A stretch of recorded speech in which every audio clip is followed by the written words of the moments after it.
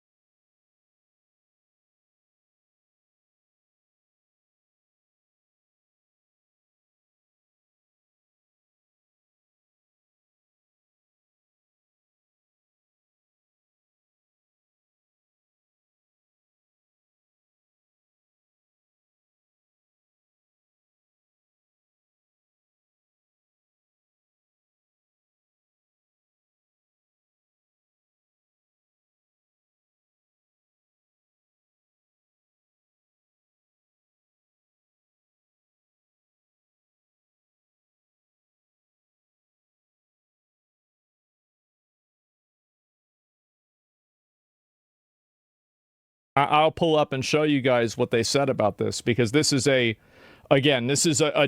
my opinion, a total victory. Massive fucking victory. Supreme Court has delivered a monumental victory for the Constitution, the separation of powers, and the rule of law, in striking down the excessive use of nationwide injunctions to interfere with the normal functioning of the executive branch. The Supreme Court has stopped the presidency itself. That's what they've done. Yep. And really, it's been an amazing period of time this last hour.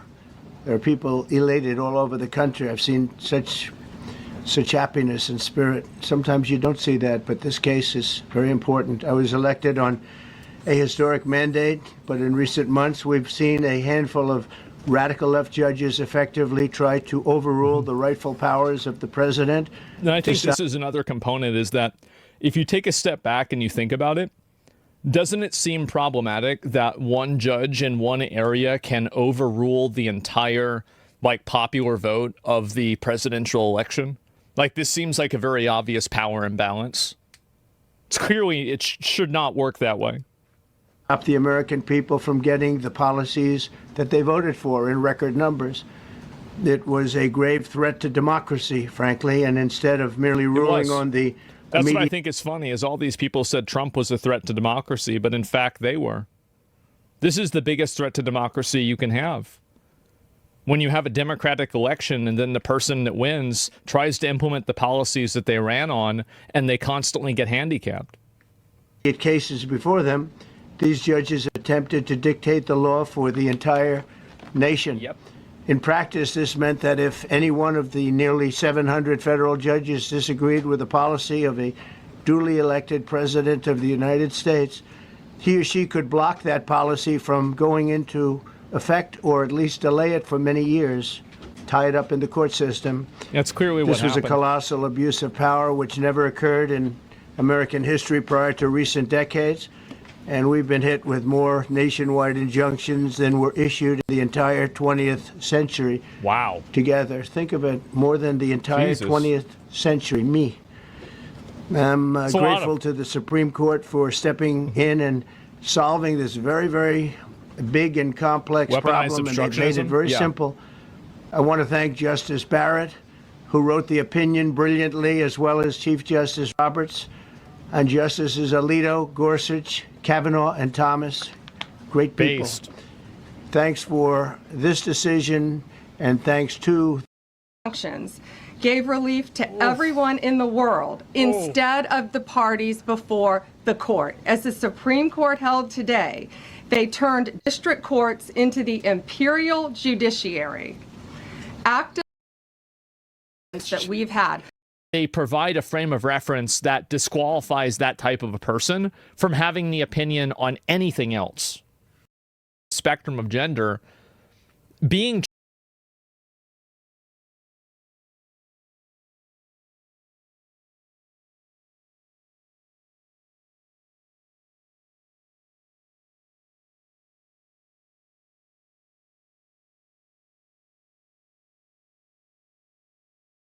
felt like complete dog shit. Couldn't work, wasn't making money, had like workman's comp, which is like $300 a week, almost basically no money, might as well have been. I was signed up and doing DoorDash 4 days after I had surgery, trying to make money. You know how bad it feels having your first fucking son and you can't pick him up? She kept sending me links for these shitty fucking videos on this app called TikTok, and eventually I'm like, I'm just gonna download the fucking app. It was a joke to my wife because I was always, you know, joking with her like, oh, I can't fucking work out anymore because like I tore my pec bench pressing 450 pounds. Like, oh, I'm gonna get fat now because I can't work out. So then my TikTok name was the Fat Electrician. And then one day randomly I was like, I'm fucking funnier than half these people. I'm gonna make a TikTok about Aldi and why it's a funny grocery store. And that video got 12.6 million views and I had 100,000 subscribers in 24 hours. Felt like complete dog shit. Couldn't work, wasn't making. I got a really out of the blue. What was the best you have no power here moment you've ever seen? I was at the DMV renewing my license when this guy in an expensive suit cuts in front of about 20 people. He marches straight to the counter where this quiet elderly woman is working. I need my license renewed immediately. I have a very important business meeting and can't wait in that ridiculous line with these people. The woman politely explains that everyone needs to take a number and wait their turn. He completely loses it. Do you have any idea who I am? I'm the deputy mayor of this city. I could have this entire place shut down with one phone call. She just nods calmly and says, that's nice, dear. You still need to wait in line like everyone else. That's when he really starts going nuclear. He's pounding his fist on the counter, yelling about how his tax dollars pay her salary and how he's going to get her fired before lunch. The whole place goes dead silent. Even the crying baby in line stops making noise. You clearly don't understand how this city works, he sneers. I have direct access to the governor's office. One word from me and this entire department gets restructured. You'll be lucky to find work at a gas station when I'm done with you. The woman doesn't even flinch. She just keeps processing paperwork while he's having his meltdown. Other customers are pulling out their phones, recording this absolute train wreck. He starts listing off all his political connections, name-dropping state senators and city council members. I golf with the police chief every weekend. The fire commissioner owes me 3 favors. I personally know the head of the transportation department. This poor woman just keeps typing away at her computer, occasionally saying, uh-huh, while he's ranting. You can tell she's dealt with entitled jerks like this for decades. Then he makes his fatal mistake. He leans across the counter, gets right in her face, and starts poking his finger at her name tag. Listen here, Dorothy, or whatever your name is. I'm going to make sure you never work in this state again. I'm calling the mayor, the governor, and everyone in between. By tomorrow morning, you'll be cleaning toilets at a truck stop. The whole room is watching this unfold like a car crash. Some teenage kid behind me whispers, this dude is so screwed and doesn't even know it. Finally, he slams both hands on the counter and demands, what's your full name and employee ID number? I'm calling your supervisor right now and having you terminated for insubordination and refusing to serve a city official. That's when she reaches under her counter and pulls out a little nameplate that reads, Dorothy Martinez, DMV Regional Director, Southwest Division. Then she stands up and I notice she's wearing a badge that says 30 years of service, another one that says State Employee of the Year 2019, and a third one that says Governor's Excellence Award. Well, honey, she says in the sweetest voice imaginable, I am the supervisor. Actually, I'm the supervisor's supervisor's supervisor, and you just threatened a government employee, disrupted operations, caused a public disturbance, and attempted to intimidate staff using false authority. She picks up her phone and dials security. This is Dorothy. I need 2 officers to escort someone out immediately. Yes, he's the one making all the noise. 2 guards appear like they were waiting in the wings. As they're each grabbing one of his arms, Dorothy isn't done. Oh, and since you mentioned your political connections, I should let you know that I sit on the city transportation board with Mayor Henderson. We have lunch every month. I'll be sure to mention your behavior today. His face goes from red to completely white as the pieces start clicking together. Your driver's license is now flagged for behavioral review, which means you can't renew until you complete an anger management course. Your meeting will have to wait. You're banned from all DMV locations statewide for 30 days. As security is dragging him out, he's desperately trying to apologize, but Dorothy just waves goodbye with the biggest smile. Best part? After he left, Dorothy announced that anyone who'd been waiting longer than an hour could skip to the front of the line as an apology for the disruption. She also gave everyone free coffee from the break room. I've never seen someone's entire world collapse so beautifully in under 5 Death in space is nowhere near as spectacular as movies would have you think. There's nothing making you cold other than you radiating heat from your skin. So you only get as cold as quickly as you can radiate away heat. There's nothing touching you that's making... Calling out the gender pay gap. Sometimes, for every $1 a man makes doing a job, a woman might only get 70 cents doing the same thing. That's not fair. It's bullshit. If that was true, then people would only hire women. We got to fight to make it fair. Yeah. Because a woman, she's only useless 1 week out of the month. That's 25% of the time. She should get 75 cents on every dollar. There are some pissed. This was a glimpse into how one Japanese manufacturer approaches bearing design and removal. They developed a recessed style bearing that's incredibly hard to take out. Some say it was intentionally built that way, so customers would have to pay the manufacturer for repairs. Unlike standard bearings, this embedded type can't be removed with normal tools. So, what's the workaround? Let's take a look at the method the manufacturer recommends. While external pullers are commonly used to remove bearings from the outside, this design requires a different strategy. They use a specialized tool known as a 3-jaw puller. The puller fits inside the recessed bearing, and with a turn, its jaws lock firmly in place. Once locked, a nut secures it at the exact depth. With that in place, a threaded rod can be used to lift the bearing out from the inside. The removal is precise but far from simple. From this setup, it's easy to see how the design favors servicing by the original maker. If you don't have the right tool or the technique, it's nearly impossible to disassemble. This was a glimpse into... Here's 3 things I did not know before working on a cruise ship. The food in the buffet doesn't necessarily get thrown away at the end of the night. Instead, if there's something really good that's left over, it winds up downstairs at something that we call midnight mess. And the sooner you get there, the better the food is. I'd say after like an hour, it ends up just being normal crew mess food. I'm having shrimp curry and spinach tonight. Also, deck 1 is not the lowest deck on a cruise ship. Below that is deck 0. Below that is deck -1. We call it tween deck. And down here is where it starts looking a lot less like a cruise ship and more like a submarine. I feel like I shouldn't be here. All of this area is below the water line. I'm pretty sure it goes even lower, but I'll need a special key to get there. And did you know that pretty much everybody that works on a cruise ship has a roommate? It's either gonna look a little bit like this, where you've got bunk beds. I'm up here on top. It's not bad. It's quite cozy. Or it'll look like this, where you have your own room, but you share a bathroom with somebody. You can hear everything that's going on in the other room, by the way. These doors don't actually fully close. There's slots on the top and the bottom of them. If you want to have your own room, you have to work your way up the pecking order, either being an engineer, running a department, and if you're a cruise director, you'll get a cabin that looks like this. I think only the captain has a better room. Here's 3 things I... Which car jump was the best? Neo,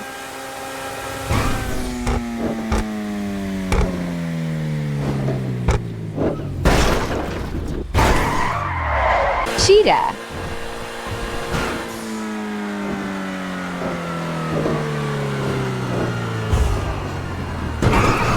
T20,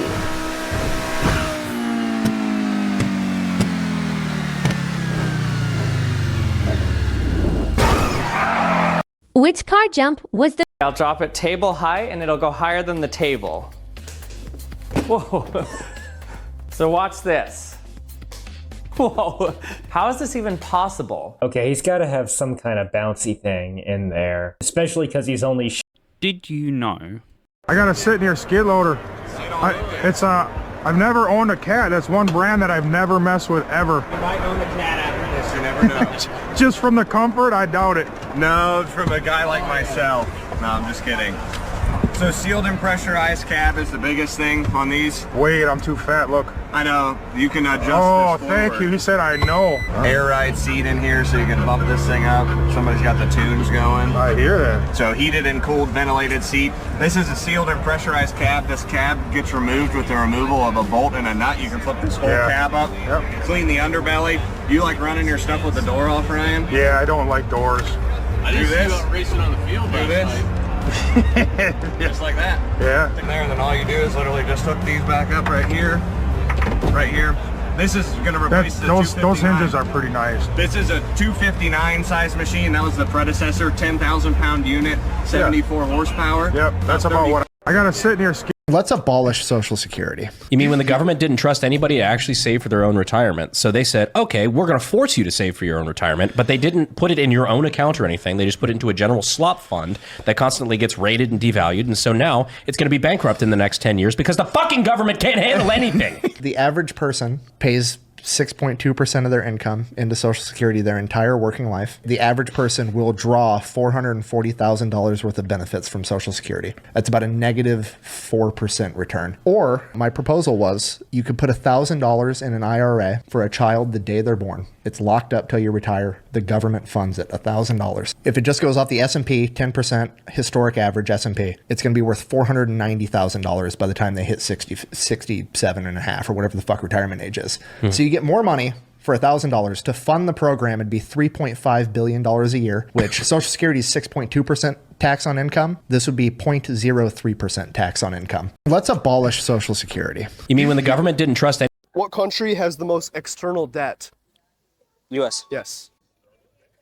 What is the world's... The other American bomber. While the B-2 Spirit is out here aura farming, and the B-52 is this immortal workhorse that somehow just keeps on trucking, the B-1 Lancer is the awkward middle child. Originally conceived of as a replacement for the B-52, combining a heavy payload with supersonic speed to penetrate Soviet airspace. But then Jimmy Carter said, nope, waste of money. That the B-1 was not necessarily any more survivable than the B-52. And anyway, B-52s armed with new cruise missiles could do its job just fine. But then tough guy Reagan comes in, says build it anyway, and puts the B-1 back on track, now designated B-1B. As a kind of stopgap until the Advanced Technology Bomber was ready, the Advanced Technology Bomber going on to become the B-2 Spirit. After the Cold War, the Lancer pivoted from strategic nuclear deterrent to conventional bombing. In the first 6 months of the war in Afghanistan, 8 B-1s dropped nearly 40% of all bombs, including about 3,900 JDAMs. Of the 3 US strategic bombers, it actually has the largest payload. It may be high maintenance, but in terms of cost per flight hour, the B-1 is cheaper to operate than the B-2 and the B-52. Out of 104 built, 45 are still flying. And at least some B-1s will keep going until probably around 2036, by which time the B-21 Raider should be in service. And the B-52s, well, they'll have just finished warming up. Follow for more.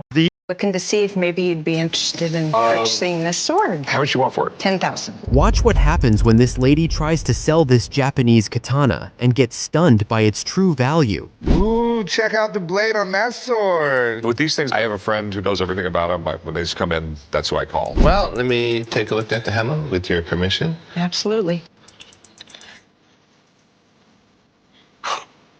So this blade is actually very interesting because this blade was made in 1863 by Nagahiro and was given to the Lord of Choshu to protect Japan against enemies of the emperor, the imperial family. So this is quite an important sword. Big question, what's it worth? I'd say this sword is probably worth about $10,000. Wow. What are you willing to take for it? 5? Can you make money at that? Yeah, I can. I make a little too much money at that. The fact of the matter is, I don't take advantage of people. 5,000 is just too low. I will give you $6,000 for it. All right. Thank you. Looking to see if maybe you'd be interested in...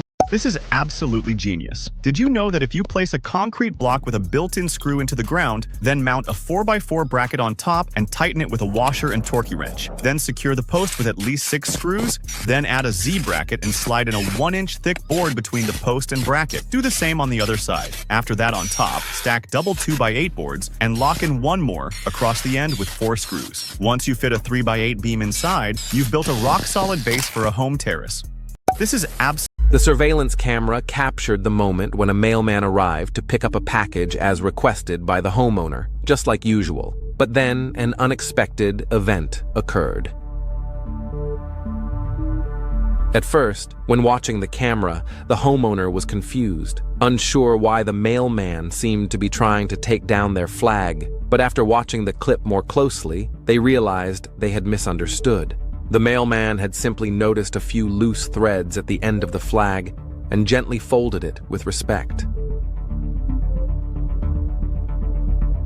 He was most likely a veteran, a simple, quiet gesture, but one filled with meaning and deep respect. The surveillance camera captured the moment. Somebody in the chat just said this is the biggest drop in the park. Yeah, like... Are you 7-Eleven or 9-11? Are you, the one with the black hair, is your name Emerson?